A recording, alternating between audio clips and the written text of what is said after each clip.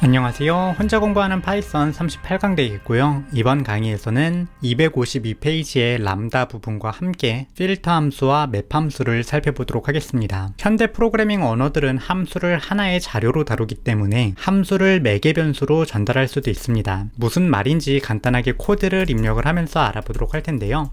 책의 252페이지를 보시게 되면 call10times라는 이름의 함수를 정의를 하고 있습니다. 이 함수는 매개 변수로 함수를 받을 것을 가정하고 있고요.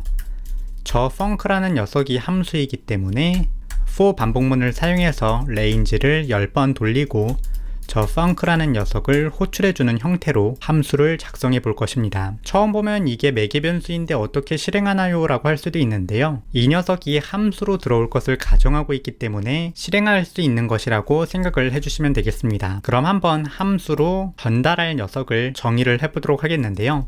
이름은 print hello라고 지어보도록 하겠습니다. 이어서 내부에서는 print를 사용해서 안녕하세요 라고 실행을 해보도록 하겠습니다. 마지막으로 call10times라는 녀석의 매개 변수로 저 print hello라는 녀석을 전달을 하게 되면 그냥 함수의 이름을 사용을 해서 전달을 하게 되면 코드를 저장을 하고 실행을 했을 때 지금 화면처럼 안녕하세요를 10번 출력하는 모습을 볼 수 있습니다. 추가적으로 이 함수를 전달을 할 때 만약에 매개 변수로 나는 i를 전달하겠다 하면 이 func라는 녀석에 print hello가 들어오게 될 테니까 이 녀석의 매개 변수로 i를 전달할 수 있게 됩니다. 따라서 예를 들어 여기에다가 number라는 걸 매개 변수로 받게 되면 이 number로 이 i가 전달되어 오기 때문에 저거를 함께 활용을 할 수 있게 됩니다. 그래서 이러한 형태로 코드를 작성을 하고 실행하게 되면 지금 화면처럼 안녕하세요 012345678 9를 출력하는 모습을 볼 수 있습니다. 이 코드 같은 경우에는 처음 보게 되면 왜 여기 i를 입력할 수 있는 거지 라고 생각할 수 있는데요.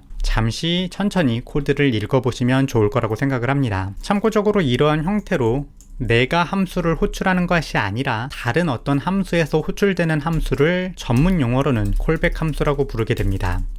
이 용어도 최근에는 굉장히 많이 활용이 되고 있기 때문에 기억을 해주시면 좋겠습니다. 어쨌거나 간단한 함수를 호출하는데 이러한 형태로 함수를 하나 더 만드는 것은 약간 코드의 낭비라고 생각을 했는지 현대 프로그래밍 언어의 대부분은 짧은 형태로 함수를 간단하게 정의할 수 있는 방법을 제공을 합니다. 이 제공 방법을 우리가 람다라고 부르게 되는데요. 파이썬 같은 경우에는 람다라는 키워드를 사용을 해서 정의를 해주시면 됩니다. 람다 바로 뒤에는 매개 변수를 지정을 하게 되는데요. 넘버를 그대로 지정을 하도록 하겠고 뒤에 익스프레션에는 한 줄짜리 코드를 입력을 할 수 있습니다. 그래서 이 프린트 안녕하세요를 입력을 해보고 코드를 저장을 한 뒤 실행을 해보도록 하겠습니다. 실행을 하게 되면 지금 화면처럼 출력되는 모습을 볼 수 있는데요. 똑같이 안녕하세요 123456789를 출력을 하게 됩니다. 어쨌거나 이 람다라는 녀석 뒤에는 한 줄의 코드를 입력을 하게 되며 이 한 줄의 코드를 자동으로 리턴 키워드를 붙이는 효과를 갖게 됩니다. 그래서 따로 리턴 키워드를 붙여주지 않아도 이 결과가 리턴된다는 것을 생각을 해주시면 좋겠습니다. 간단하게 함수를 함수의 이름을 사용해서 하나의 변수처럼 다룰 수 있고 그리고 그것을 한 줄로 간단하게 정의할 때는 람다라는 키워드를 사용할 수 있다에 대해서 알아보았는데요. 그럼 이 람다를 활용하는 함수를 몇 가지 살펴보도록 하겠습니다. 바로 필터 함수와 맵 함수인데요.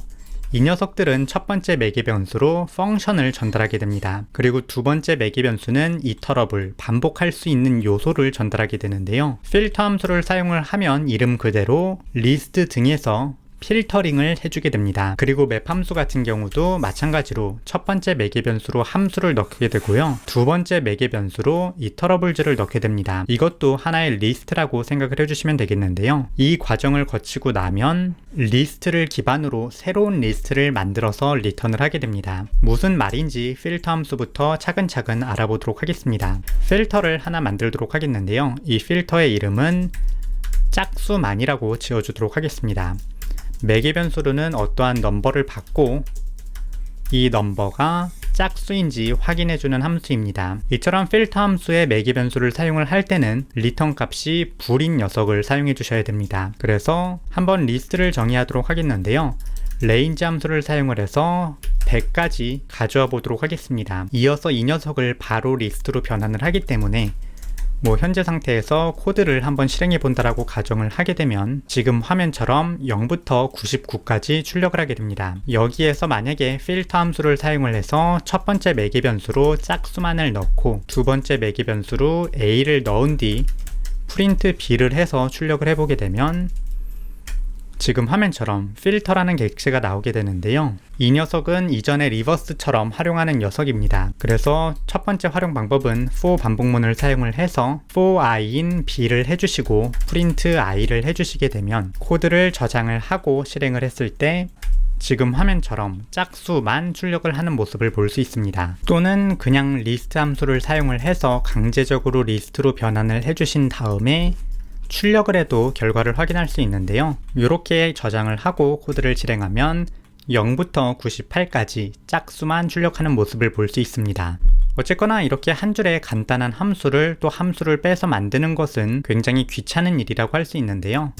따라서 이 녀석을 람다라는 것으로 만들어서 매개 변수로 넘버를 받고 그냥 이 한 줄의 코드를 넣어주도록 하겠습니다. 아까 언급했던 것처럼 한 줄의 코드가 자동적으로 앞에 리턴 키워드가 붙기 때문에 이러한 형태로 사용을 해주시게 되면 방금 코드와 같은 효과를 내게 됩니다. 그래서 코드를 저장을 하고 실행하면 똑같이 실행되는 모습을 볼 수 있습니다. 만약에 나는 짝수만이라는 그 함수를 여러 번 확인하고 싶은데 요 람다를 사용하면 그렇게는 못하지 않나요? 라고 하실 수도 있는데요. 그냥 이 녀석도 하나의 자료이기 때문에 이러한 형태로 변수에 저장을 해서 사용하실 수도 있습니다.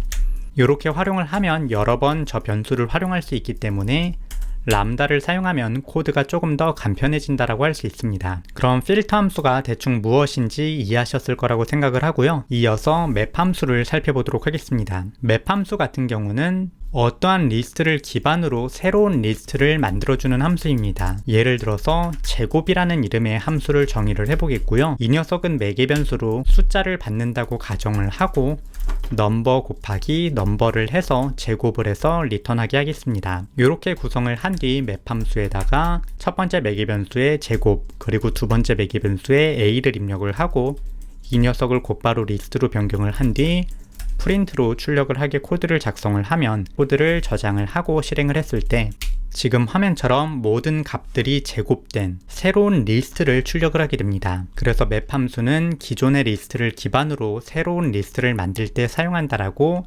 기억을 해주시면 좋겠습니다. 마찬가지로 이 녀석을 람다로 빼게 된다면 이 제곱 부분을 람다 키워드를 사용을 하고 매개 변수로 넘버를 받게 하고 콜론을 입력한 다음 넘버 곱하기 넘버 형태로 변환을 해서 한 줄로도 작성을 해주실 수 있습니다. 그래서 이렇게 코드를 작성하고 실행을 해도 마찬가지로 똑같은 결과를 출력하는 걸 볼 수 있습니다. 지금까지 필터 함수와 맵 함수를 보시고 났다면 이 코드 같은 경우는 이전에 살펴보았던 리스트 내포와 비슷하다는 걸 아실 수 있을 겁니다. 예를 들어서 i 곱하기 i를 해주고 for i인 a라고 코드를 입력을 하게 되면 똑같이 출력을 하게 될 겁니다.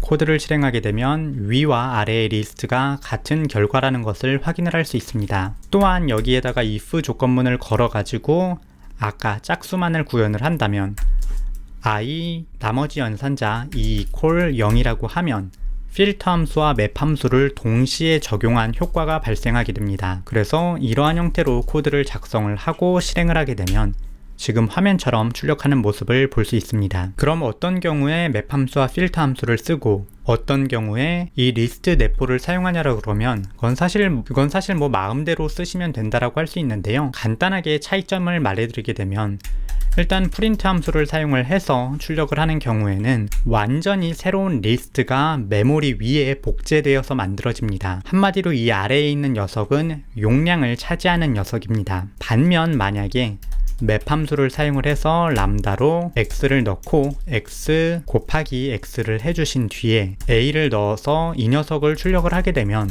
일단 기본적으로는 코드를 실행을 했을 때 저 리스트가 아니라 맵이라는 객체가 나오게 되는데요. 이 맵이라는 객체는 그렇게 메모리 위에서 차지하는 용량이 크지 않습니다. 왜냐하면은 실질적으로 호출이 되기 전까지는 그냥 가상의 값만 가지고 있기 때문입니다. 그래서 메모리 용량을 절약을 해서 활용하고 싶을 때는 맵 함수를 사용을 하고 뭐 그런 거 필요 없이 코드를 간단하게 적고 싶다라고 하신다면 리스트 내포를 사용을 해주시면 됩니다. 이렇게 말하게 되면 뭐 기본적으로는 맵 함수와 필터 함수가 훨씬 더 좋겠네요 라고 하실 수 있겠지만 현대 컴퓨터의 성능은 이미 이 맵 함수와 필터 함수를 무시할 수 있을 정도로 발전을 했기 때문에 너무나도 많은 데이터, 억 단위로 데이터를 다루지 않는 한 대부분의 것을 문제없이 처리할 수 있습니다. 따라서 원하는 것을 사용을 해주시면 되겠고요. 최근에는 사실 리스트 내포를 더 많이 활용하는 추세입니다. 그래서 리스트 내포 구문과 둘 다 알아두시고 리스트 내포 구문 위주로 사용하시는 것을 추천합니다. 람다라는 개념만 이해를 한다면 그냥 한 줄로 작성할 수 있는 함수다라고 기억을 하면 이번 강의의 내용은 쉽게 이해하실 수 있을 거라고 생각을 합니다. 책을 보게 되면 예제를 조금 더 길게 써놨기 때문에 책에 있는 예제를 추가로 한번 확인을 해주시면 좋을 거라고 생각을 합니다. 책을 보시게 되면 매개 변수가 2개인 람다 같은 것도 다루고 있기 때문에 조금 더 재미있으실 거라고 생각을 합니다. 그럼 오늘 강의는 여기까지 되겠고요. 다음 강의에서 뵙도록 하겠습니다. 감사합니다.